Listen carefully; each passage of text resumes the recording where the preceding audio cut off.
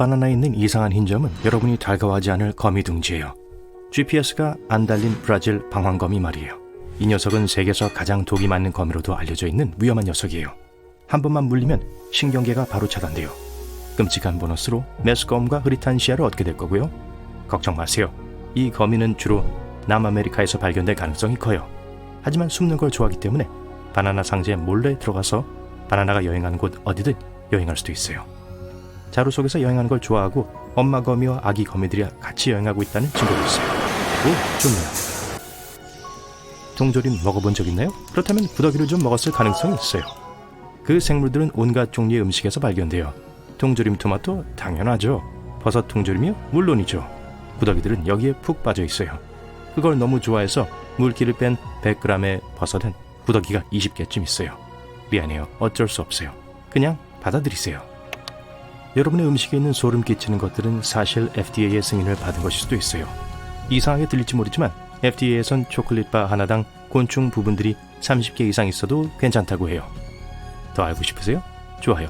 땅콩버터의 쥐털은 어때요? 맛있겠다.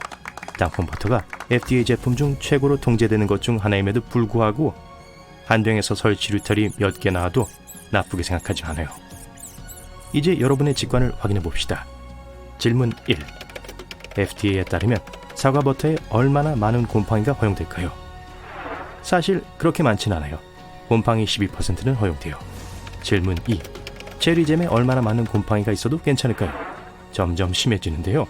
체리잼은 곰팡이 30%까지 괜찮아요. 마지막으로 블랙커런트 잼은요?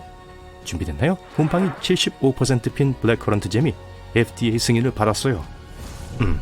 블랙커런트 잼이 든 땅콩버터는 다시는 먹지 않을 것 같아요. 브로콜리는 건강에 좋기도 하면서 동시에 위험하기도 해요. 브로콜리를 만지면 안 된다는 게 아니라 오히려 그 채소를 확인해보는 게 좋을 것 같다는 말이에요. 만약 브로콜리 안에 위험한 곤충이 숨어있다면요. 가령 흑색 과부거미라면요. 이 녀석의 독은 브라질 방황거미가 무는 것보다 나쁘지 않지만 그래도 좋진 않아요. 이건 실화인데요. 오하이오주에 사는 한 남자가 브로콜리에서 그런 거미를 발견했어요. 운 좋게도 이 이야기는 행복하게 끝났답니다.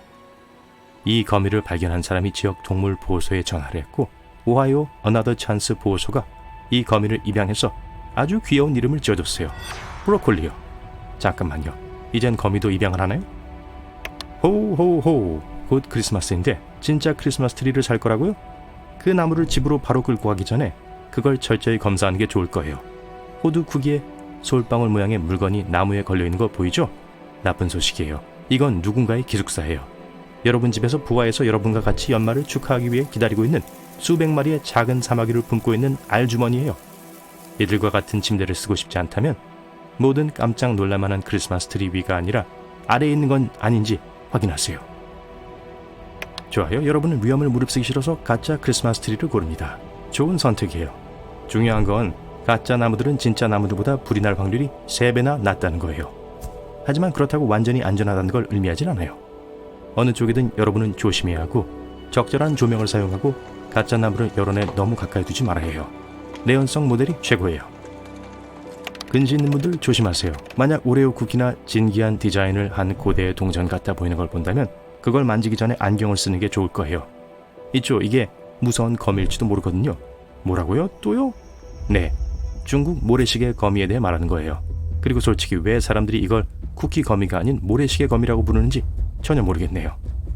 이 녀석들은 동남아시아, 멕시코, 과타말라에 살고 있고 미국과 캐나다 일부 지역에도 지내는 걸 보니 추위는 별로 신경 쓰지 않는 것 같아요. 이 거미들은 덫을 놓는 것으로 악명이 높아요. 굴을 만들고 움직임을 감지하면 쾅 덤벼들죠. 또 이 굴들은 말벌과 같은 달갑지 않은 방문객들을 막는데 도움이 돼요. 좋은 소식은요. 우리 인간들은 그들이 지하 감옥으로 끌어들이기엔 너무 크다는 거예요. 많은 소문들에도 불구하고 우리에게 독이 되지는 않아요. 휴. 지금 뭐한 시간이죠? 이제 또 다른 이야기를 폭로할 시간이네요. 얼마 전 소금물에 딸기를 담근 인기 틱톡 영상이 있었어요. 딸기에서 기어나오는 지렁이 같은 벌레들 때문에 영상은 꽤 역겨워 보였죠. 하지만 모든 딸기에 유충이 가득 차 있다는 건 일종의 괴담이에요. 우선 선정되기 전에 모두 확인되고 흠뻑 씻겨져요. 게다가 이건 초파리인데 꽤 다른 거죠. 중요한 건 딸기가 판매돼서 팔리기 너무 오랫동안 기다리면 초파리들을 유인하기 시작한다는 거예요. 근데 그 초파리들이 아주 작은 알을 낳고 그 알들이 유충으로 변해 새로운 초파리가 돼요. 여기서 핵심은 이 초파리들이 슈퍼마켓, 작은 가게, 심지어 여러분의 부엌 등 어디에나 있다는 거예요. 그리고 네, 여러분이 거의 모든 베리류를 씹을 때마다 그것들도 같이 먹을 가능성이 아주 높아요. 여러분은 징그럽다고 말하겠지만 전 천연 단백질이라고 말할래요. 농담이에요. 걱정하지 마세요. 식물 유충은 사람들에게 위험하지 않아요. 또 딸기를 소금물에 담글 필요는 없어요. 철저하게 헹구면 충분해요. 덜 익은 음식은 피하는 게 제일 좋아요. 여기서는 리치가 제일 좋은 예입니다. 순진무구한 외모에도 불구하고 아주 위험할 수 있어요. 익기 전에 먹으면 독도 좀 섭취할 수 있고요. 여러분이 상상하는 것만큼 나쁘진 않지만 이 독소는 여러분의 혈당을 상당히 낮출 수 있어요. 특정한 조건을 가진 사람들에겐 열과 심지어 더 심한 원치 않는 결과를 초래할 수 있죠. 그러니 여기서 특별한 건 없고 리치가 잘 익었는지만 확인하세요. 여러분은 사과에 있는 검게 그을린 점은 이 과일을 먹을 수 없다는 진짜 신호라고 생각할지도 모르겠지만 그건 사실이 아니에요. 우선 그 그을린 반점들은 곰팡이긴 하지만 거칠의 문제일 뿐이에요. 걱정하지 마세요. 위험한 건 아니니까요. 선택 1. 그 얼룩들을 닦아내고 사과를 씹어먹는다. 선택 2. 사과 껍질을 까서 그걸 씹어먹는다. 사과를 버린 옵션은 없습니다. 만약 여러분이 사려는 연어의 알이 있다면 조심하세요. 그건 그 생선이 여러분이 원하는 만큼 맛있진 않을 거라는 신호일지도 몰라요. 태평양에서 온 연어는 민물에 알을 낳는 경향이 있기 때문에 그럴 때는 이주를 해야 돼요. 하지만 일단 연어가 민물에 들어가면 모든 시스템이 작동을 멈추고 먹는 걸 멈춰요. 그런 연어는 여전히 먹을 수 있지만 품질은 훨씬 떨어지죠. 고치로 추정되는 흰 캡슐이 케일 위에 있다면 어떨 것 같나요? 이봐요. 저녁을 던져버릴 필요는 없어요. 여러분은 단순히 이 장차 나비 또는 파리가 될 것을 없애고 케일을 깨끗이 헹구고 샐러드를 즐길 수 있어요. 오, 거의 잊어버릴 뻔했어요.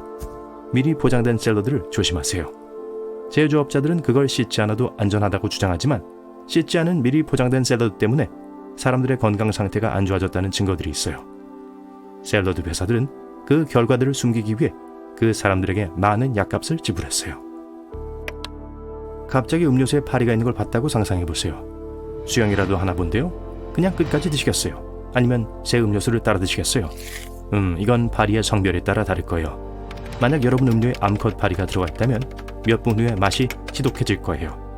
만약 수컷 파리가 여러분의 잔에서 목욕을 하고 싶은 거라면 음료를 상하게 하지는 않았을 거예요. 문제는 암컷 파리들은 그 지독한 냄새를 담당하는 특정 페로몬을 갖고 있다는 거예요. 여러분이 파리를 바로 건져냈다 하더라도 페로몬 1나노그램으로도 충분하기 때문에 음료는 여전히 원래의 맛을 잃을 수 있어요. 하지만 파리의 성별을 알 수 없기 때문에 아마 세 잔을 따르고 싶을 거예요. 네, 뱃속에 파리가 있는 건 여러분에게 나쁜 영향을 주진 않겠지만 좀 징그럽죠. 자, 이제 다리를 뻗고 공원에서 산책할 시간이에요. 태양은 빛나고 날씨도 좋고 모든 게 아름다워요. 그때 구름이 수직으로 빠르게 커지고 있는 걸 발견하죠. 처음은 밝은 흰색으로 놀라울 정도로 빠르게 접근하며 밀도가 높아지고 새까맣게 변하고 있죠. 하늘이 어두워지고 돌풍이 머리에 있는 모자를 날려버립니다. 그리고 그때 머리카락이 곤두서기 시작해요. 그건 바로 목숨 걸고 뛰라는 신호예요. 막 벼락을 맞을 참이거든요. 바로 이 순간 양전하가 여러분 몸을 통해 차오르고 있죠. 양전하는 폭풍의 음전하를 띤 부분을 향해 다가가고 있어요. 빠르게 대응하지 않으면 이 전하들이 만나서 좋지 않은 결과를 초래할 거예요. 숨을 곳이 없다면 몸을 웅크리고 주변의 물체보다 몸을 작게 만들어 보세요. 바닥에 납작 엎드리지 마세요. 젖어서 굉장히 전기가 잘 통할 수도 있어요. 번개치는 동안 위험을 외치는 다른 징후들도 있어요. 손바닥에 땀이 나기 시작할지도 몰라요. 근처 금속 물체에서 이상한 탁탁하는 소리, 윙윙거리는 소리나 진동하는 소리가 들릴지도 몰라요. 피부가 따끔거리기 시작할 수도 있어요. 입안에는 이상한 금속 맛이 날 수 있어요. 은박지를 씹고 있는 게 아닌 이상은 조심하세요. 게다가 염소 냄새가 날 수도 있어요. 그건 오존 냄새예요. 전하가 대기를 형성하는 주 기체인 질소와 산소의 분자를 독립된 원자로 나눠요. 이 원자들이 다시 합쳐질 때 어떤 분자들은 3개의 산소 원자로 이루어진 분자를 만들어내요. 그게 오존이에요. 하강 기류가 높은 고도에 있는 것을 여러분 코 높이까지 가져 내려오기 때문에 폭풍우가 치는 동안 이 냄새를 맡을 수 있어요.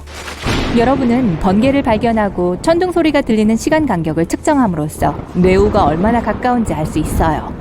매 5초당 1.6km예요.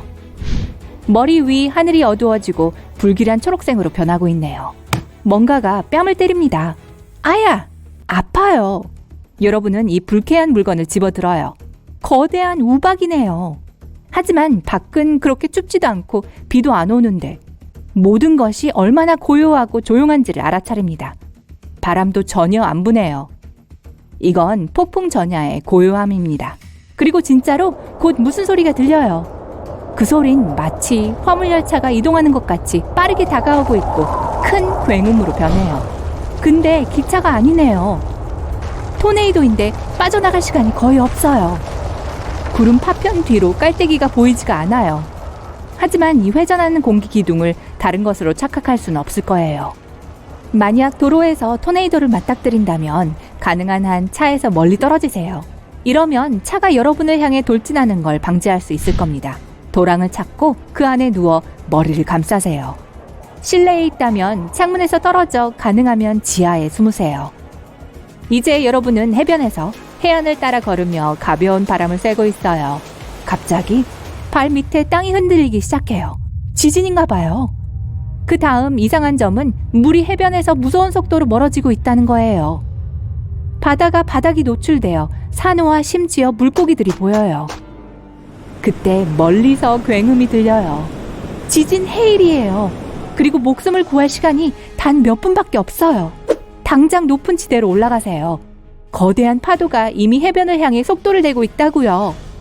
지진 해일이 몰래 다가올 방법은 이것뿐만이 아니에요.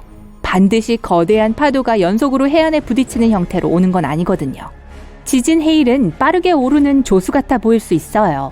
보통 심각한 수중 난기류와 밀접한 관련이 있죠. 수면 아래로 사람들을 끌어당기고 무거운 물체들을 이리저리 던지죠. 또 바닷물이 부글부글 끓고 소용돌이 치며 이상한 패턴을 만드는 걸 볼 수 있을 거예요. 지진 해일이 다가온다는 다른 확실한 신호예요. 개가 안절부절 못하네요. 출입문을 긁고 아파트를 배회하고 구석에 숨으려고 하네요. 보통은 조용하고 유순한데 이 강아지는 하울링을 하면서 짖고 있네요. 지난 며칠간 날씨도 이상했어요. 하루는 더웠다가 24시간 지나면 또 추워지죠. 게다가 집 근처의 개울이 활기를 띠며 빠르게 지나가면서 졸졸 흐르고 있다는 걸 알아차리게 됩니다.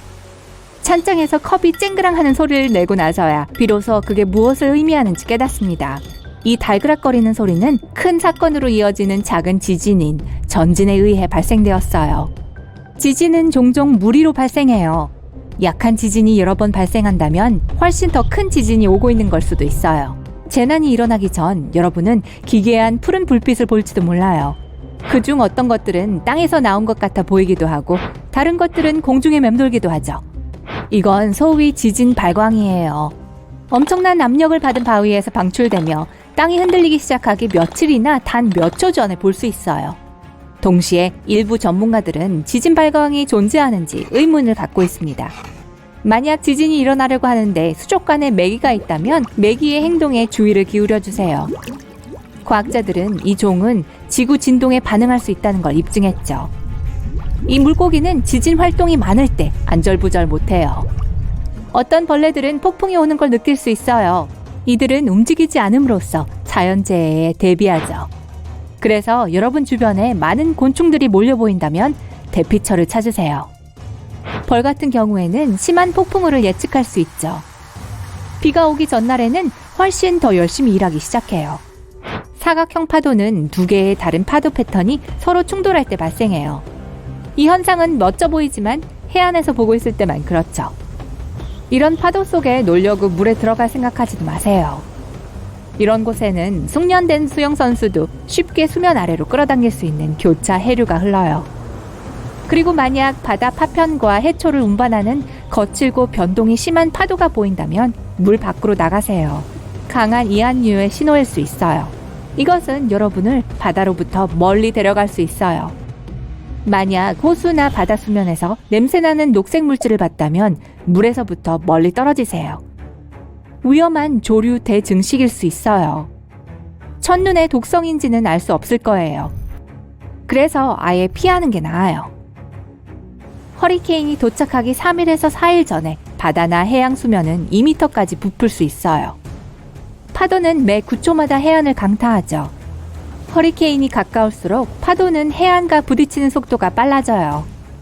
또 더 높이 올라가기도 해요. 어떨 때는 최고 5m까지도요. 하늘에는 가볍고 솜털 같은 구름이 흩어져 있어요. 허리케인이 해안에 도착하기 대략 36시간 전 대기압이 떨어지기 시작해요. 그러고 나서 바람 속도가 빨라져요. 하늘에는 성긴 머리카락 같은 구름이 나타나요. 허리케인이 해안에 도착하기 18시간 전 하늘은 열리고 비가 쏟아지기 시작해요. 빗물은 종종 저지대를 범람시켜 최고 4.5m까지 물이 차오르죠. 허리케인이 12시간 전 거리에 왔을 때 강한 돌풍이 느슨한 파편들을 들고 옵니다. 육지에 도착하기 6시간 전 풍속은 이미 시속 145km예요. 나무를 부러뜨리고 심지어 뿌리까지 뽑고 큰 파편들을 집어던지고 차를 뒤집을 정도로 충분히 강력하죠. 그런데 여러분이 항해하는데 배 주위를 상어들이 돌고 있다고 해봅시다. 상어를 잘 지켜보세요. 만약 포식자들이 갑자기 여러분을 내버려두고 깊은 물로 향한다면 허리케인이 가까워지고 있다는 걸 의미하는 걸지도 몰라요. 가능한 빨리 마른 땅으로 돌아가서 다른 사람들에게 경고해주세요. 만약 폭우가 내리는 동안 굉음이 들린다면 여러분 방향으로 갑작스런 홍수가 오고 있다는 걸 수도 있어요. 여러분이 그 순간 강가에 있다면 흘러내리는 물에 파편들을 볼 수 있을 거예요. 물색은 바뀌어 점점 더 흐려지고 어두워질 수 있어요. 이러한 신호들은 여러분 머릿속에 경종을 울리게 할 거예요. 직감이 맞다고 느껴지면 지체할 시간이 없습니다. 가능한 한 그곳에서 빨리 벗어나도록 하세요. 갑작스런 홍수는 종종 치명적이거든요. 만약 여러분이 숲에 있다면 시내, 개울, 강에 있는 물에 주의를 기울이세요. 만약 물이 빠르게 흐르거나 수면이 상승한다면 산사태가 일어날 징조일지도 몰라요. 그리고 물이 진흙으로 변하는 게 보인다면 증거들을 더 기다리지 마세요. 당장 그곳에서 도망쳐야 해요. 끝없이 펼쳐진 뜨거운 사막은 언뜻 보기에 생명이 없는 것처럼 보입니다. 하지만 모래사막에서는 위험하고 때로는 소름 끼치는 생물들을 만날 수 있어요. 그들 중 일부는 건강 문제를 일으킬 수 있지만 일부는 영원히 기억에 남을 수 있죠. 위험한 것부터 시작해서 실제 악몽으로 끝나는 것까지 그들에 대해 알아봅시다. 사막을 걷다가 손을 벌리고 있는 커다란 곰인형을 발견했다고 가정해볼까요? 신기루라는 걸 알지만 그래도 가까이 다가갑니다. 여러분이 옳았어요. 봉제인형이 아니라 거대한 선인장이에요. 뭔가 이상해요. 이상한 솜털 덕분에 나뭇가지가 곰인형의 팔처럼 생겼어요. 하지만 이건 보풀이 아니라 수천 개의 얇은 바늘입니다. 그리고 여러분이 가까이 다가가면 안 되는 이유도 바로 그거예요. 이 선인장은 점핑 초야 또는 테디베어 초야라고 불립니다. 애리조나의 사막 지역과 멕시코 북부에서 자라죠. 이 선인장은 사람을 공격하지 않으니까 걱정하지 마세요. 다만 만지면 피부나 옷에 달라붙을 수 있어요. 이런 모피 코트는 선인장을 동물로부터 보호하고 그늘을 만들고 열로부터 보호합니다. 측면 가지는 광합성을 수행하고 내부에 많은 양의 수분을 축적하기 때문에 식물에서 가장 중요한 부분이에요. 따라서 모든 위험에도 불구하고 선인장은 사막 방랑자에게 도움이 될 수 있습니다. 여기서 위험한 건 바늘이에요. 자세히 보면 갈고리 모양을 볼 수 있습니다. 한번 터치했다가는 수백 개의 가시가 이미 손가락에 붙어 있을 거예요. 제거하기가 매우 어려울 거고 바늘이 불쾌한 통증을 유발할 거예요. 이 선인장의 가장 멋진 점은 번식 방법입니다. 이 식물은 새로운 장소에서 스스로를 복제해요. 동물과 사람이 점핑 초야를 지나가서 닿으면 선인장은 바늘과 함께 자신의 작은 조각을 줍니다. 이 조각을 땅에 던지자마자 뿌리를 내리고 자라기 시작하죠. 위험의 정도가 높아지고 있습니다. 사막의 다음 괴물이 우리를 향해 달려오고 있어요. 바로 타조입니다. 많은 사람들은 이 동물이 모래 속에 머리를 숨기는 겁쟁이라고 생각해요. 하지만 운이 나빠서 타조를 만나게 된다면 생각이 바뀔 가능성이 높습니다. 일반적으로 타조는 공격적이지 않지만 둥지에 가까이 다가갔다면 도망쳐야 해요. 하지만 그럴 수 없을걸요? 타조는 시속 70km로 움직이거든요. 타조로부터 도망치려면 차가 필요합니다. 타조는 달려가서 가슴으로 적을 공격합니다. 타조가 벤을 공격해서 심각한 피해를 입힌 사례도 있어요. 하지만 이 새들의 가장 큰 위험은 날카로운 발톱이 달린 강력한 다리예요. 다리로 강한 타격을 가할 수 있고 엎드린 상대를 이길 수도 있어요. 그러니 멀리서 타조가 보이면 반대 방향으로 가세요. 이 작은 점박이 도마뱀은 미국 남서부와 멕시코 북서부의 건조한 사막에서 거의 항상 지하에 서식합니다. 가끔 점심을 먹기 위해 밖으로 나오기도 해요. 귀엽게만 보이지만 사실 위험한 길라 몬스터예요. 두꺼운 피부는 매, 코요테 및 기타 포식자로부터 스스로를 보호합니다. 하지만 이 도마뱀의 주된 방어력은 독이죠. 뱀과 거미는 긴 바늘 모양의 송곳니로 독을 주입합니다. 길라 몬스터는 먹이를 꽉 물고 씹어 독을 퍼뜨려요. 그리고 사람을 물면 오랫동안 입을 다물고 있을 수 있습니다. 이 동물을 제거하는 건 까다로운 일이에요. 독의 효과를 경험한 사람들은 마치 뜨거운 마그마가 정맥을 통과하는 것처럼 느껴진다고 말합니다. 그럼에도 불구하고 이 도마뱀은 과학에 유용한 것으로 밝혀졌어요. 의사들은 독을 사용해서 당뇨병과 비만에 대한 약을 만들었습니다. 때가 왔어요. 이제 사막에 사는 가장 소름 끼치는 생명체 중 하나를 만나게 될 거예요. 조용히 침묵에 귀를 기울이세요. 가만히 서세요. 주변에 아무도 없습니다. 갑자기 아래에서 쉿 하는 소리가 들려옵니다. 고개를 숙여보세요. 강한 턱과 긴 다리를 가진 사람 손바닥만한 커다란 노란 거미가 몸의 그림자 속에 숨어 있습니다. 공포에 질린 여러분은 이 괴물로부터 도망치지만 괴물은 여러분을 쫓아와요. 이 상황에서는 쉽지 않겠지만 진정하려고 노력하세요. 괴물은 여러분에게 관심이 없습니다. 뜨거운 태양으로부터 숨기 위해 여러분의 그림자를 원할 뿐이죠. 어쨌든 만지지 않는 게 좋습니다. 낙타거미의 강력한 턱은 가볍게 말하자면 불쾌한 감각을 유발할 수 있어요. 그건 그렇고 이 생물은 실제로 거미가 아니에요. 네, 거미류에 속하지만 별도의 종인 솔푸기드입니다.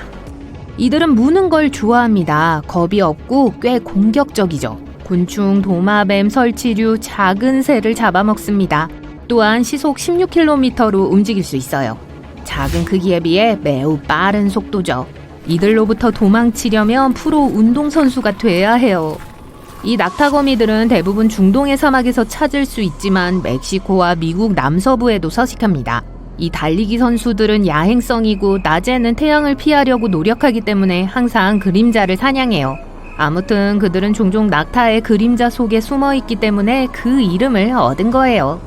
낮에는 숨지 않지만 밤에 특히 불을 피우면 여러분을 쫓아올 거예요. 이들은 무언가를 먹기 위해 항상 불빛으로 달려가요. 이 거미의 일부 종은 적을 쫓아내기 위해 쉿쉿 소리를 내기도 합니다. 이제 잠시 진정하고 뜨거운 사막을 떠나볼게요. 우리는 탄자니아의 습한 열대지방으로 가고 있어요. 나무 껍질과 낙엽 아래 이 어두운 동굴에서 지구상에서 가장 무서운 생물 중 하나인 꼬리 없는 채찍정갈을 만날 수 있습니다. 꼬리가 없고 납작한 몸통에 무언가에 눌린 것처럼 보이는 커다란 정갈을 상상해보세요. 거미와 비슷하지만 독샘이 없고 거미줄을 돌릴 수 없습니다. 이 괴물은 조용하고 빨라요. 하지만 가장 무서운 건 몸보다 2배나 긴 2개의 앞발톱입니다. 한번 잡힌 먹잇감은 절대 도망치지 못해요. 어두운 동굴에서의 생활로 시력이 나빠진 채찍정갈은 햇빛을 피하려고 노력합니다. 달피하는 동안 천장으로 올라가서 천천히 오래된 피부에서 빠져나와요. 손전등을 비추면 지나치게 긴 다리를 가진 창백한 거미가 기어다니는 작은 고치가 보인다고 상상해보세요. 실제로 만나면 침착하게 가능한 한 천천히 멀리 떨어지세요. 조심하세요. 납작한 정갈은 순식간에 옷 밑으로 기어들어가 배를 물 수 있습니다. 그리고 그게 최악은 아니에요. 자, 이건 농담이에요. 이 예쁜 녀석은 거미와 정갈 중에서 가장 겁이 없고 무해한 생물 중 하나입니다. 정갈은 사람을 두려워하고 절대 공격하지 않아요. 많은 사람들이 아름답다고 생각하고 채찍정갈을 유리 테라리움에 보관합니다. 그런 다음 애완동물을 원한다면 집에서 도망치지 않도록 조심스럽게 지켜보세요. 그런 일이 발생하면 다시 잡기가 매우 어려울 거예요. 순식간에 침대 밑으로 들어가거나 바닥의 틈새로 들어갈 수 있습니다. 그런 다음 환기 시스템을 통해 이웃집으로 가서 그곳 사람들을 놀라게 할 수 있죠. 좋아요. 전갈이 하나 더 있네요. 이 영상에 나오는 다른 생물만큼 소름 끼치지는 않지만 미국에서 가장 독이 강한 정갈이에요. 애리조나 껍질 정갈입니다. 문제는 사막, 집 또는 마당에서 이 정갈을 볼 수 있다는 거예요. 이 위험한 독이 있는 정갈은 방으로 기어들어와 종종 사람을 찌릅니다. 한 번만 쏘여도 벌에 쏘인 것과 비슷한 통증을 유발할 수 있어요.